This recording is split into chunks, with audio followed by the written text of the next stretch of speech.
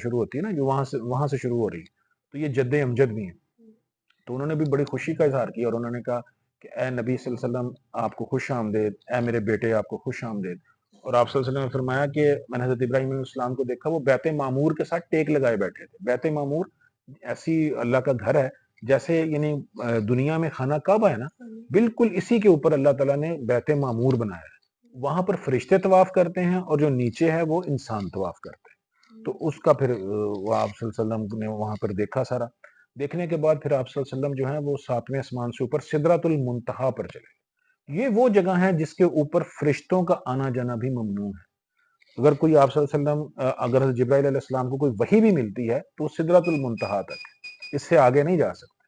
تو یہاں پر آ کر آپ صلی اللہ علیہ وسلم جو ہیں ان کو اللہ تعالیٰ نے بلند کیا اور اپنے پاس کیا۔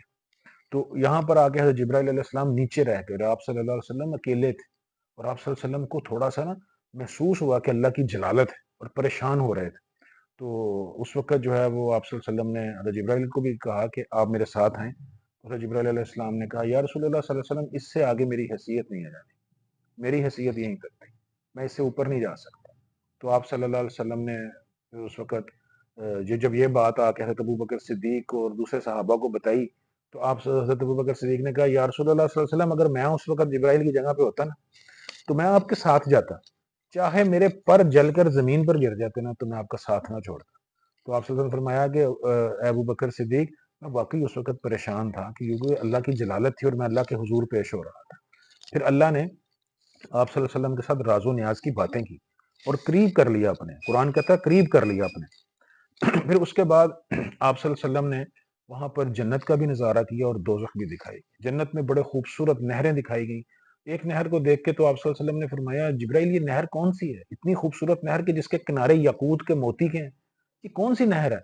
تو حضرت جبرائیل علیہ السلام نے عرض کیا یا رسول اللہ صلی اللہ علیہ وسلم یہ نہر کوثر ہے جو آپ صلی اللہ علیہ وسلم کو عطا کی گئی ہے آپ کی امت کے لیے۔ تو یہ وہ ہے، اور بھی بڑے بڑے خوبصورت محل دکھائے گئے، ان کی بڑی تفصیل موجود ہے۔ حضرت عمر رضی اللہ تعالیٰ عنہ کا محل دیکھا، حضرت ابوبکر صدیق کا دیکھا، حضرت علی رضی اللہ تعالیٰ عنہ کا محل دیکھا، اور اسی دوران میں آپ صلی اللہ علیہ وسلم کو قدموں کی آواز آئی۔ تو آپ صلی اللہ علیہ وسلم نے پوچھا جبرائیل یہ آواز کس کی ہے؟ تو حضرت جبرائیل علیہ السلام نے بتایا کہ یا رسول اللہ صلی اللہ علیہ وسلم یہ آپ کے غلام بلال کے قدموں کی آواز، یہ بلال کے قدموں کی آواز وہاں پر جنت میں سنائی دے رہی۔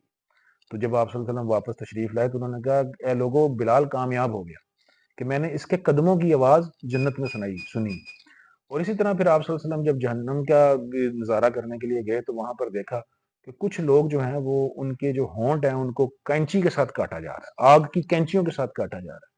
تو آپ صلی اللہ علیہ وسلم نے پوچھا کہ اے جبرائیل یہ کون ہے جن کو یہ والی سزا مل رہی ہے؟